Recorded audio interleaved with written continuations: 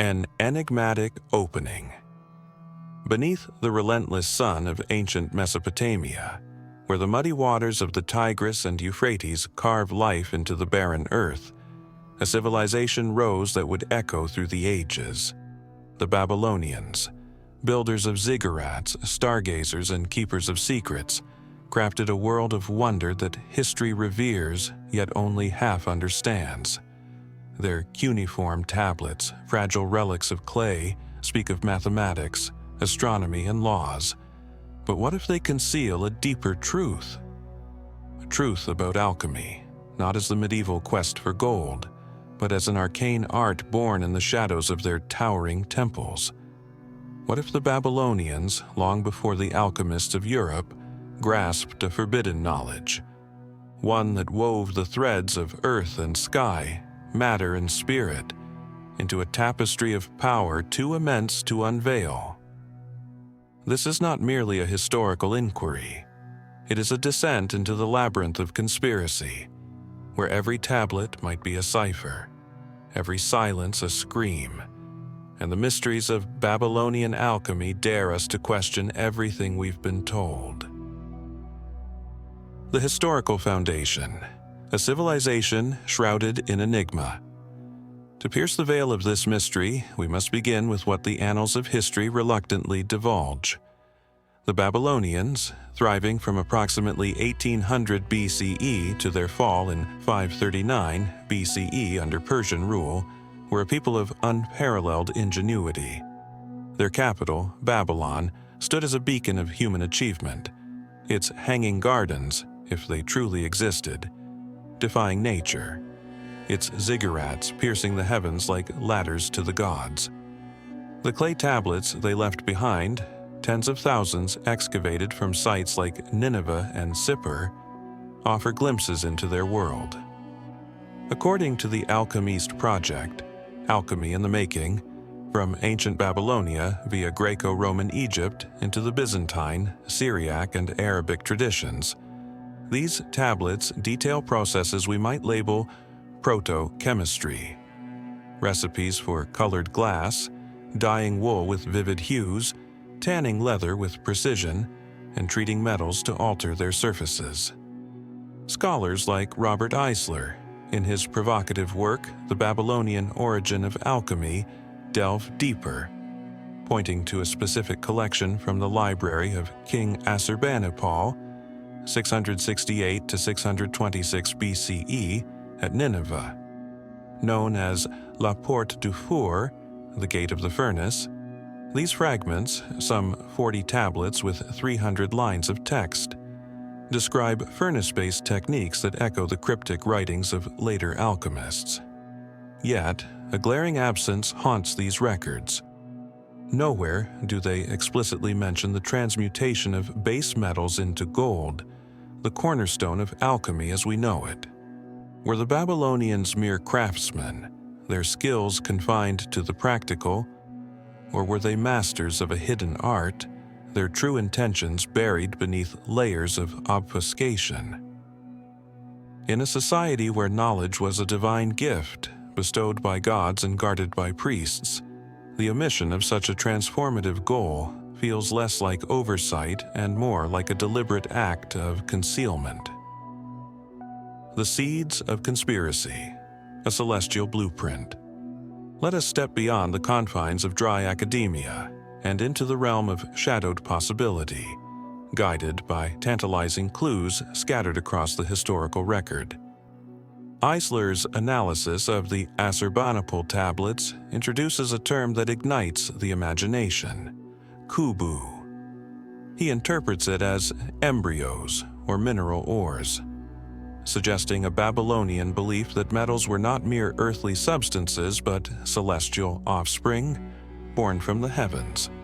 Iron, for example, was revered as a metal of heaven, likely due to its association with meteorites, chunks of star-forged matter that fell to Earth in fiery splendor.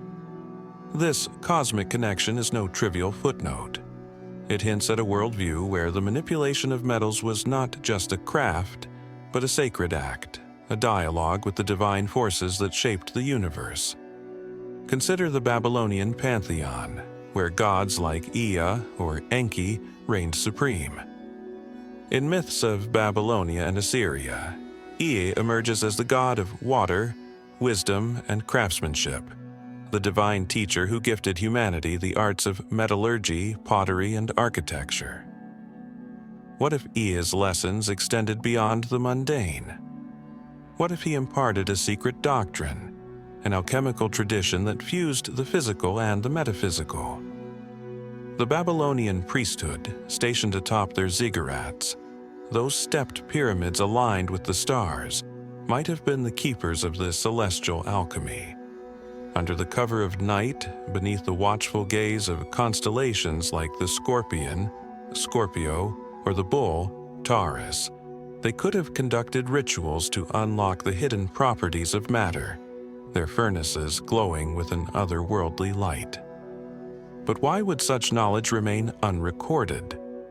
Perhaps it was too sacred to entrust to clay, too potent to risk falling into unworthy hands. The tablets we possess, detailing glassmaking and dye recipes, might be the outer shell of a greater truth, a public facade crafted to protect the inner sanctum of Babylonian alchemy. This theory posits that the priests were not just religious figures but alchemical adepts, their ziggurats doubling as laboratories where the boundaries of reality were tested. The hidden hand, a priesthood of power and secrecy. Imagine a Babylon where alchemy was not a mere science but a spiritual quest, a path to transcend the mortal coil. The priests, servants of gods like Marduk, lord of creation, and Ishtar, goddess of love and war, wielded immense authority. Their ziggurats, rising tier upon tier toward the sky, were more than temples.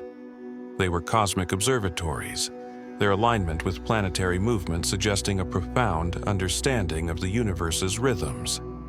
Within these sacred spaces, could they have experimented with substances like cinnabar, the blood-red ore of Mercury, as noted in cuneiform texts, alchemist? The extraction of mercury, a liquid metal that flows like water yet shines like silver, might have been more than a technical feat. It could have symbolized the soul's liberation, a step toward godhood. Yet, this vision raises a sinister possibility. If Babylonian alchemy held such promise, why is it absent from the historical record? One conspiracy theory suggests a calculated suppression by the priesthood. In a society where the king was a living deity, his power derived from divine favor. Any art that offered godlike abilities, whether turning lead into gold or achieving eternal life, posed a threat to the established hierarchy. The priests, jealous of their monopoly on divine secrets, might have confined this knowledge to an inner circle, performing their rites in subterranean chambers beneath the ziggurats, far from the eyes of the masses.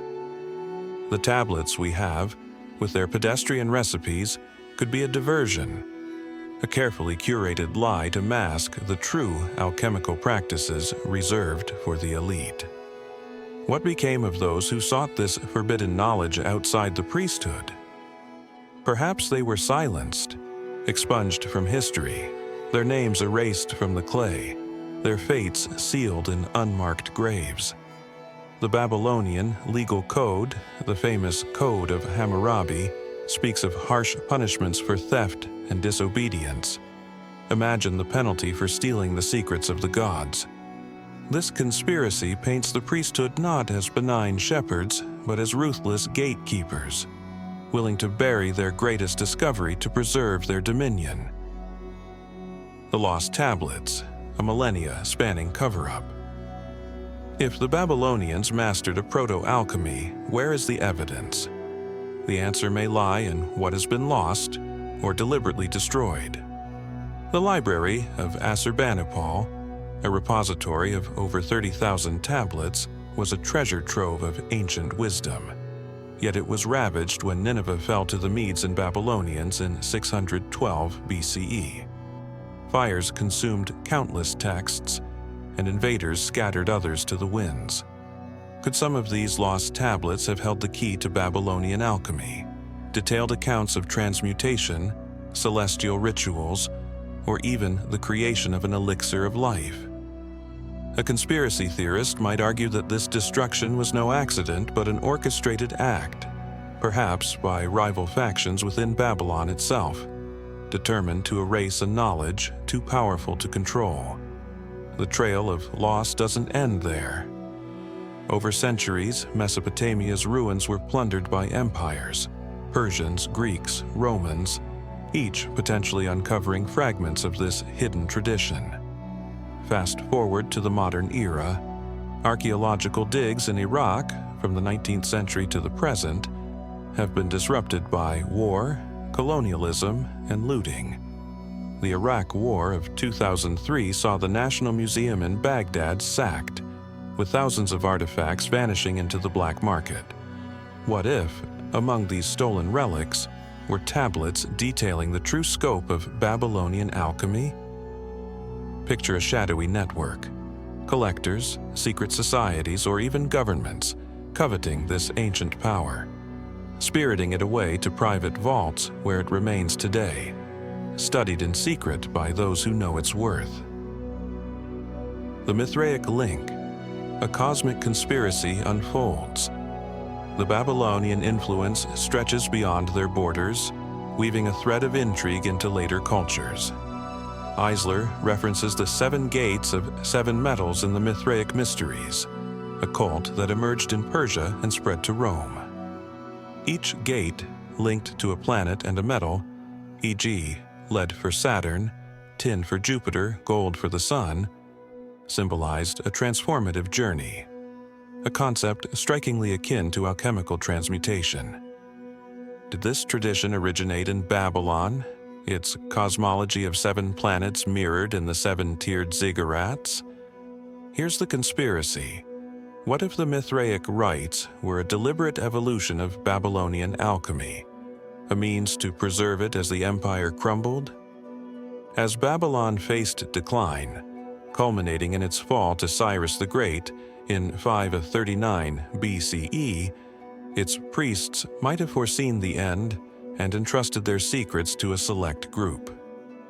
These initiates, fleeing eastward to Persia, encoded the knowledge in the Mithraic cult, transforming it into a symbolic system to evade detection by hostile powers like the Assyrians or Medes.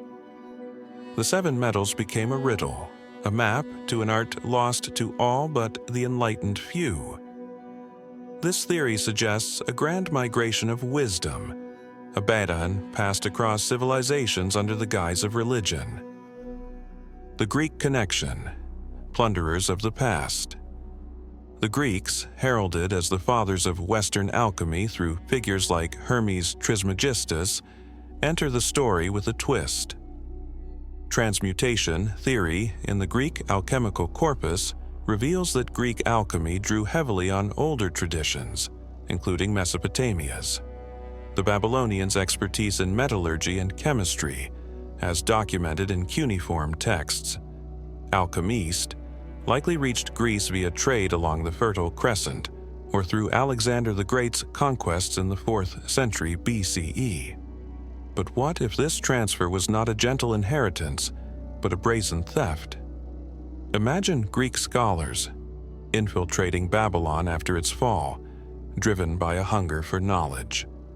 They might have bribed disloyal priests or raided forgotten archives, uncovering tablets or oral traditions that spoke of celestial metals and transformative rites. To claim this wisdom as their own, they cloaked it in new myths. The Emerald Tablet, with its cryptic maxims, suspiciously echoes the Babylonian fusion of earth and sky. This conspiracy casts the Greeks as intellectual pirates, their alchemical legacy built on the bones of a stolen past, the true origins erased to bolster their own glory. The alchemical legacy echoes in the Arab world and beyond. The story continues with the Arab alchemists, Al-Razi, Ibn Sina, who inherited and expanded this tradition. The connection between Babylonian magic and alchemy, notes that Babylonian practices, like working with mercury and sulfur, resurfaced in Arabic texts, blended with Islamic mysticism. Could this be proof of a continuous lineage? A secret thread woven through the Syriac Christians or Persian scholars who bridged east and west? Perhaps the Arabs unlocked fragments the Greeks overlooked, such as an elixir tied to Babylonian immortality cults. A darker hypothesis emerges. What if Babylonian alchemy aimed not just at gold, but at eternal life? A gift from gods like Ea. The Arabs' pursuit of the elixir of life might trace back to a Babylonian ritual, one that promised to defy death itself. Kings and caliphs, lusting for such power, could have driven this knowledge underground, its practitioners forming secret enclaves to protect it from the unworthy. The modern enigma, a living legacy. Today, on March 12, 2025, the mysteries of Babylonian alchemy remain tantalizingly out of reach. The tablets, scattered across museums in London, Paris, and Baghdad, offer glimpses but no resolution.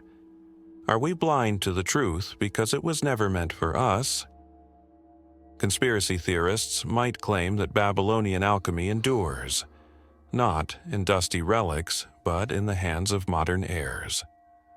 Secret societies like the Rosicrucians, or clandestine groups born from Masonic traditions, could be the successors to the Babylonian priests, their laboratories hidden in plain sight, refining an art older than recorded time. The processes in the tablets, glassmaking, mercury extraction, might be allegories, a code for a greater transformation. What if gold symbolized not a metal but a state of divine perfection, a secret the Babylonians achieved and veiled from the world? The silence in their records could be the ultimate deception, a puzzle crafted to confound all but the initiated. Conclusion: a challenge to the curious. The Babylonians left us a legacy of brilliance and shadows. Their alchemy, if real, was no mere craft but a gateway to the divine, guarded by gods, priests, and time itself. Was it suppressed, stolen, or encoded in the cosmos? Did it offer wealth, power, or eternity? The answers may lie buried in Mesopotamia's sands, awaiting a fearless explorer. Or perhaps they never left, whispering from the edges of history to those bold enough to hear. This is not a conclusion but a summons. Dig into the past. Question the voids. The mysteries of Babylonian alchemy are a siren's call, urging us to chase the unknown, to unravel a secret that might just redefine what we believe about the dawn of civilization.